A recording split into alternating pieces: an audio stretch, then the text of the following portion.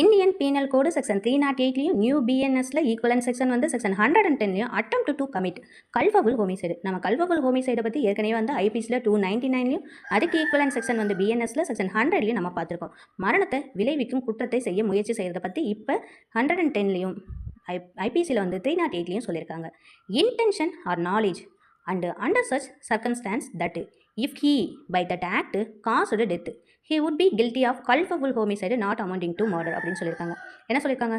Intention இருக்குது, knowledge இருக்குது, அந்த சூழ்நிலையில் அவர் செய்கிற செயலனால் அந்த நபருக்கு மரணத்தையும் ஏற்படுத்துகிறாரு. அந்த மரணமானது என்னவா கன்சிடர் பண்ணப்படும்? அது கல்பபிள் ஹோமிசைடா இல்லை மர்டரா அப்படிங்கிறப்ப culpable homicide not amounting to murder. எந்த மாதிரி சுச்சுவேஷனில் இந்த கல்பபிள் ஹோமிசைடு அப்படிங்கிறத கன்சிடர் பண்ணுறாங்க?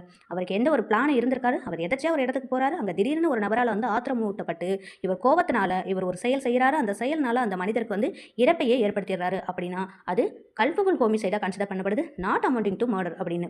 ஏன்னா கல்பபிள் ஹோமிசைடுக்கும் மர்டருக்கும் நம்ம ஏற்கனவே டிஃபரன்சேஷன் பார்த்துருக்கோம். கல்பபிள் ஹோமிசைடு அப்படின்னா ப்ரீ பிளான்டர், அதாவது வந்து எந்த ஒரு பிளானுமே இல்லாமல் எதாச்சியா ஒரு செயல் வந்து நடக்கிறதுனால அவருடைய இறப்பு ஏற்படுது. ஆனால் மர்டரில் அப்படி கிடையாது. அவர் வந்து ஏம் இருக்கும், இன்டென்ஷன் இருக்கும், நாலேஜ் இருக்கும், எந்த மாதிரி காயத்தை ஏற்படுத்தினா அவருக்கு உடனடியாக மரணத்தையும் ஏற்படுத்தலாம் அப்படிங்கிறது தெரிஞ்சு அவர் வந்து செஞ்சிருக்கிறது அந்த மர்டர். இப்போ இங்கே வந்து என்ன சொல்லியிருக்காங்க?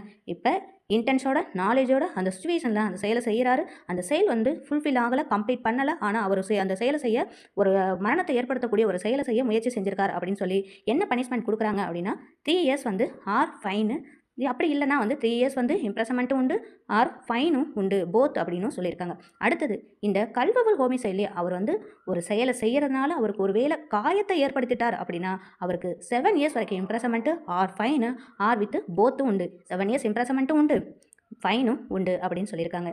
இப்போ ஐபிசிலையும் அதே பனிஷ்மெண்ட்டு தான் கொடுத்துருக்காங்க, நியூ பிஎன்எஸ்லையும் 110 கீழே அதே பனிஷ்மெண்ட்டு தான் கொடுத்துருக்காங்க.